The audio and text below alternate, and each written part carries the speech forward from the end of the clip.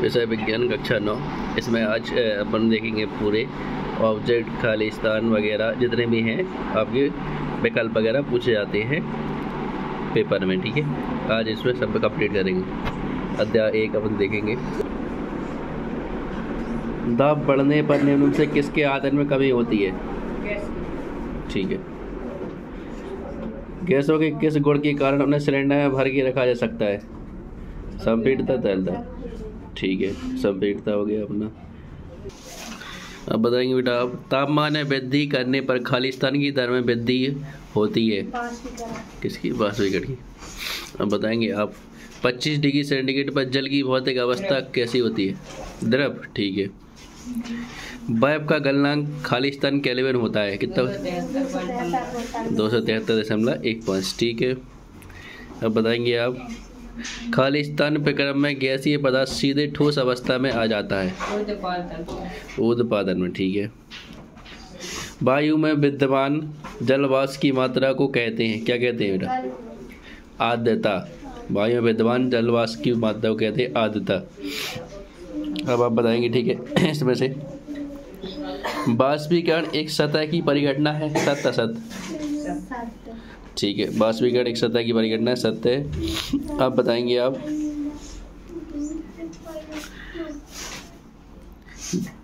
गैसीय अवस्था में कणों की गति अनियमित और अत्यधिक तीव्र होती है, सत्य या असत? ठीक है, बहुत तेज होती है और अनियमित होती है, कहीं भी जा सकते हैं कण। अब बताएंगे आप जिस तापमान पर ठोस पिघलकर द्रव बनता है कहलाता है, क्या कहलाता है? गलनांक। ठीक है, अब आप बताएंगे बेटा जल का क्वथनांक क्या होता है? ठीक है, अब देखेंगे 2 अध्याय के। ठीक है, 1 अध्याय कंप्लीट हुआ अपना। 2 या 2 से अधिक पदार्थों का सामग्री मिश्रण कहलाता है, क्या कहलाता है? बिलियन है? बिलियन कहलाता है, क्या कहलाता है? बिलियन। अब बताएंगे आप निम्नलिखित में से उपधातु है कौन सी है? इसमें लोहा, कार्बन, एल्युमिनियम, जर्मेनियम। ठीक है, उपधातु क्या होती है? जिसमें धातु और अधातु के दोनों गुण होते हैं। ठीक है, बताएंगे पीतल एक उदाहरण है, किसका है? सामग्री मिश्रण का। किसका? सामग्री मिश्रण का। ठीक है, निम्नलिखित में से कौन सा पदार्थ ऊर्ध्वपातित हो सकता है? नेफ्थलीन, एंथासीन, अमोनिया क्लोराइड, उपरोक्त सभी। ठीक है, उपरोक्त सभी हो गया, अपने सब हो सकती है। अब बताएंगे आप विलयन का हुआ घटक जो दूसरे घटक को विलयन में मिलाता है, क्या कहलाता है? मिलाय कहलाता है, जो मिला देता है सबको। कहता है आओ भाई तुम भी डूब जाओ, तुम भी डूब जाओ। डाई के घटक रंगों को खालिस्तान विधि से पृथक किया जा सकता है, क्रोमेटोग्राफी को। ठीक है, डाई के जो घटक होते हैं क्रोमेटोग्राफी से अलग कर सकते हैं। अब बताएंगे आप निलंबन एक विषवांगी मिश्रण होता है, सत्य की असत? ठीक है, विषवांगी मिश्रण होता है निलंबन। अब बताएंगे आप मिश्रण में एक से अधिक पदार्थ निश्चित अनुपात में मिले होते हैं, सत्य की असत? असत्य बेटा, जो मिश्रण में एक से अधिक पदार्थ निश्चित अनुपात में नहीं होते हुए अनिश्चित में होते हैं। ठीक है, क्या होते हैं? अनिश्चित में। इसमें बोला निश्चित। ठीक है, ध्यान रखना इस चीज को। अब बताएंगे आप मिश्र धातु पीतल के घटकों के नाम लिखिए। जिंक और कॉपर इसमें दूर रहते हैं। ठीक है, एक ऐसी धातु को जो कमरे के तापमान पर द्रव अवस्था में पाई जाती है, क्या कहते? पारा। कमरे के ताप पे कैसी? द्रव हो। ठीक है, ठीक है, अब आते हैं आगे नेक्स्ट चैप्टर की तरफ। चैप्टर 3 सोडियम का रासायनिक प्रतीक क्या है बेटा? क्या है सोडियम? Na। सही है। अब बताइए मैग्नीशियम क्लोराइड का सूत्र क्या है बेटा? MgCl2। ठीक है, अमोनिया सल्फेट का सूत्र क्या है बेटा? NH4 कोष्टक का होल ट्वाइस फिर SO4। ठीक है, बुझे हुए चूने का रासायनिक सूत्र क्या है? सल्फर परमाणु का परमाणु द्रव्यमान होता है, कितना होता है बेटा? 32। ठीक है, क्लोरीन का परमाणु द्रव्यमान कितना होता है बेटा? 35। क्लोरीन का परमाणु द्रव्यमान कितना होता है? 35। ठीक है, अब एवोगाड्रो स्थिरांक कितना होता है बेटा? 6.022 गुणे 10 के ऊपर। ठीक है, 6.022 कह दो या 2 कह दो, गुणे 10 की घात 23। ठीक है, दशमलव के बाद भाई संख्या को एक एक करके पढ़ते हैं। ठीक है, ध्यान रखना। अब बताएंगे अब सल्फ्यूरिक अम्ल का रासायनिक सूत्र क्या है? H2SO4। हाँ, कैल्शियम हाइड्रोक्साइड का सूत्र कितना है? कैल्शियम हाइड्रोक्साइड का सूत्र वही OH2। हाँ सही है, CaOH का होल ट्वाइस। ठीक है, अब बताएंगे बेटा आप धातु एवं अधातु युक्त यौगिक आवेशित कणों में से बने होते हैं, सत्य असत्य? सत्य। ठीक है, अब बताएंगे आप सभी द्रव्यों की रचनात्मक इकाई परमाणु है, सत्य असत्य? ठीक है, किसी अणु में विद्यमान परमाणुओं की संख्या को उसकी परमाणुकता कहती है, सत्य बेटा। किसी अणु में विद्यमान परमाणुओं की संख्या को उसकी परमाणुकता कहते हैं, सत्य जी। अब बताएंगे बेटी आप IUPAC का पूरा नाम क्या है?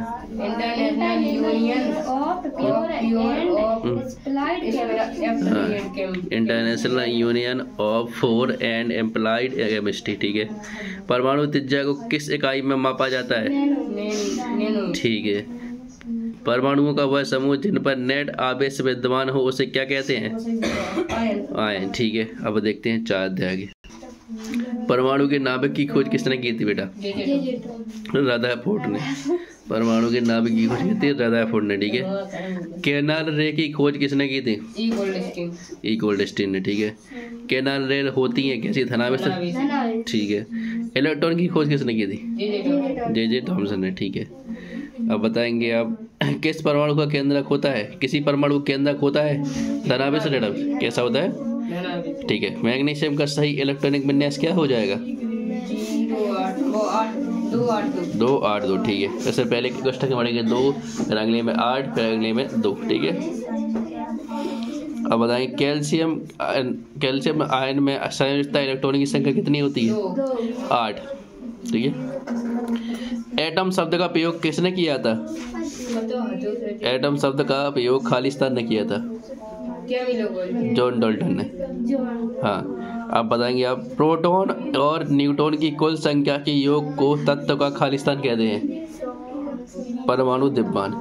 ठीक है, इसमें इलेक्ट्रॉन और इसे प्रोटॉन और न्यूट्रॉन इन दोनों की संख्या को जोड़ देंगे तो क्या हो जाएगी? द्रव्यमान संख्या। ठीक है, जो परमाणु की होती है। ठीक है, अब बताएंगे बेटा आप Mg की संयोजकता कितनी होती है? 2। अब तो 2 ही हुई है, 2 ही होती है। Mg की संयोजकता कितनी? 2 होती है। ठीक है, संयोजकता इलेक्ट्रॉन क्या होती है बेटा? जो लास्ट में कोष्टक होते हैं, है कोष्टक में जैसे 8 होते हैं, अष्टक पूर्ण हो जाते हैं। अब जो हम तुम्हें समझाएंगे चित्त के द्वारा समझाएंगे, अच्छे समझाएंगे। ठीक है, अभी इतनी है। परमाणु विद्युत खालिस्तान होता है। परमाणु विद्युत कैसा होता है? उदासीन। ठीक है, उदासीन होता है। अब बताएंगे आप इलेक्ट्रॉन का द्रव्यमान हाइड्रोजन परमाणु के द्रव्यमान का खालिस्तान गुना होता है 1/2000 गुना। ठीक है, प्रोटॉन पर धन गड़बड़ कर दिया हमने, क्वेश्चन गलत पूछ लिया तुमसे। इलेक्ट्रॉन का द्रव्यमान हाइड्रोजन परमाणु के द्रव्यमान का 1/2000 गुना होता है, सत्य के साथ? सत्य है। ठीक है, हाँ, प्रोटॉन पर धन आवेश होता है, सत्य। ठीक है, अब बताएंगे आप समस्थानिकों के परमाणु क्रमांक संख्या समान होती है कि सत्य? सत्य बेटा, समस्थानिकों के परमाणु क्रमांक समान होते हैं। ठीक है, अब बताएंगे हाइड्रोजन H के 3 समस्थानिक कौन कौन से? हाँ, ये तुम्हारा समस्थानिक। देखो इनकी संख्या समान है कि नहीं है? H है ना, उनकी भी बस बदल जाती है। हाँ, वही चीज़ है, कोई बात नहीं, देख लेना आप। ठीक है, अब देखो आप बताएंगे आप ऑक्सीजन की द्रव्यमान संख्या कितनी होती है? ऑक्सीजन की द्रव्यमान संख्या लिखी कितनी है? 8। ठीक है, 8 है। किसी प्रोटॉन पर कितना आवेश होता है? किसी प्रोटॉन में कितना आवेश होता है? 1.6। हाँ, 1.6 × 10⁻⁻19 कूलम। ठीक है, न्यूटन की खोज किस वैज्ञानिक ने की थी? न्यूटन की खोज हाँ, जेम्स चैडविक ने। ठीक है, अब देखेंगे अध्याय 5। कोच का सिद्धांत प्रस्तुत किया था, किसने किया था? कोच का सिद्धांत प्रस्तुत किया था स्लाइडेन और स्वान ने, हक्सले ने। ठीक है, कोच का पावर हाउस कहलाता है, क्या कहलाता है? ठीक है, अब तुम्हें ऑब्जेक्ट की भी जरूरत नहीं है, इतने अच्छे से कर लिए तुम लोगों ने। मानव शरीर की सबसे बड़ी कोशिका कौन सी है? बहुत बड़ी है, तंत्रिका कोशिका होगी। अब बताइए केंद्र कहाँ पाया जाता है, किसमें? जीवाणु में या पौधों में? ठीक है, अब बताएंगे अब लाइसोसोम उत्पन्न होते कहाँ से होते? गोल्गी उपकरण। बढ़िया। अब आप बताएं गुणसूत्र खालिस्तान से बने होते हैं। सही रुको, डीएनए एवं प्रोटीन। डीएनए एवं प्रोटीन, बढ़िया। अब बताएंगे आप ब्लैक रिएक्शन देने वाले वैज्ञानिक खालिस्तान, कैमिलो गोल्जी, ठीक है। अब बताएंगे आप क्लोरोफिल खालिस्तान में पाया जाता है, पत्तियों, बढ़िया। अब बताएंगे आप लोग इसमें सत्य एक झिल्ली वाला अंगक राइबोसोम होता है, सत्य। एटीपी का पूरा नाम एडिनोसिन ट्राइफॉस्फेट है, सत्य बेटा, एडिनोसिन ट्राइफॉस्फेट ही है। अब बताएंगे एक शब्द में उत्तर। पाचक एंजाइम किस में पाए जाते हैं? लाइसोसोम कच्ची बचा ले, चाहे खुद ही को खा ले, चाहे इतना बचाओ दो, इतना खतरनाक रहा दो। कोशिकाएं पाए जाने दो अंगों के नाम लिखिए। कोशिकाएं पाए जाने दो अंग कौन कौन से हैं? गोल्जी काय और राइबोसोम, गोल्जी काय और राइबोसोम। अब दो कोशिकांगों के नाम लिखिए जिसमें जिनका अपना डीएनए होता है। माइटोकॉन्ड्रिया और क्लोरोप्लास्ट, ठीक है। कौन है? माइटोकॉन्ड्रिया, क्लोरोप्लास्ट, इनका डीएनए होता है, ठीक है। अब देखते हैं अध्याय 6, अध्याय 7 देखेंगे। एक पिंड वेग u से ऊर्ध्वाधर ऊपर फेंका जाता है, इसके ऊपर उठने की अधिकतम ऊंचाई h होगी, बिल्कुल, u²/2g, जे होगी इसकी अधिकतम ऊंचाई, ठीक है। वेग का ऐसा मात्रक क्या होता है बेटा? ऑप्शन दे रहा है, मीटर पर सेकंड, ठीक है बेटा। अब बताएंगे आप प्रति इकाई समय में चली गई दूरी को क्या कहते हैं? चाल, बिल्कुल, बढ़िया। अब बताएंगे आप किसी वस्तु की स्थिति को व्यक्त किया जा सकता है बिंदु से, निर्देशांक से, सदिश से, उपरोक्त सभी माध्यम से, ठीक है। अब बताएंगे बेटा आप खालिस्तान। विस्थापन एक खालिस्तान राशि है, सही है, सदिश राशि है। एक निश्चित दिशा में खालिस्तान को वेग कहते हैं। एक निश्चित दिशा में खालिस्तान को वेग कहते हैं, चाल, निश्चित दिशा में चाल को वेग कहते हैं, ठीक है। अब आप बताएंगे वेग परिवर्तन की दर को खालिस्तान कहते हैं। वेग परिवर्तन की दर को त्वरण कहते हैं, ठीक है। मिस्टेक नहीं करो बेटा, कोई बात नहीं। अब आगे बताएंगे आप न्यूटन का प्रथम नियम जड़त्व पर आधारित है, सत्य के सत्य, बढ़िया, सत्य। रातवक त्वरण को मंदन कहते हैं, सत्य के सत्य, ठीक है। आप बताएंगे विस्थापन का मान शून्य एवं ऋणात्मक हो सकता है, सत्य, बिल्कुल, बढ़िया। अब बताएंगे एक शब्द में उत्तर।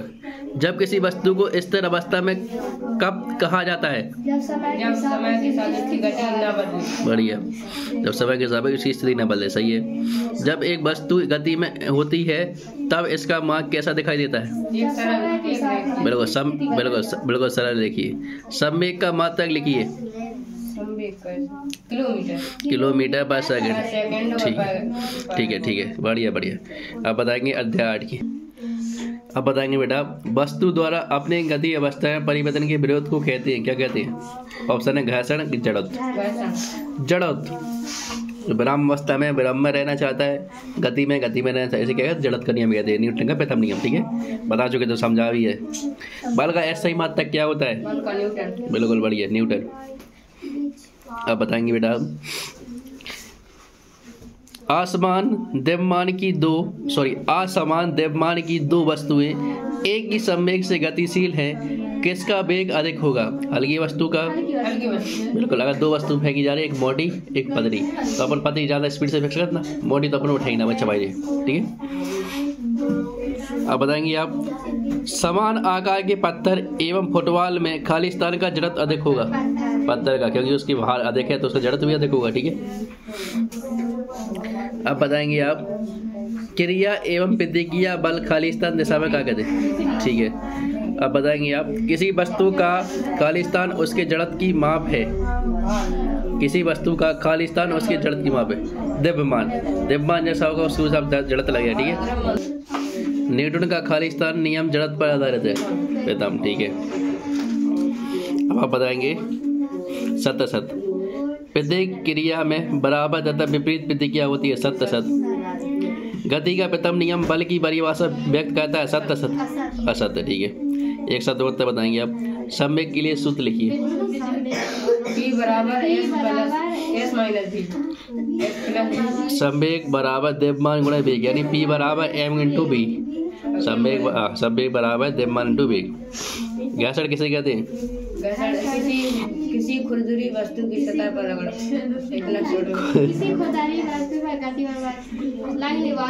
खुरदरी सतह पर गतिमान किसी वस्तु पर लगने वाले गति का। खुरदरी सतह है, वस्तु नहीं है खुरदरी, ठीक है। चलो कोई बात नहीं, आगे बताएंगे आप।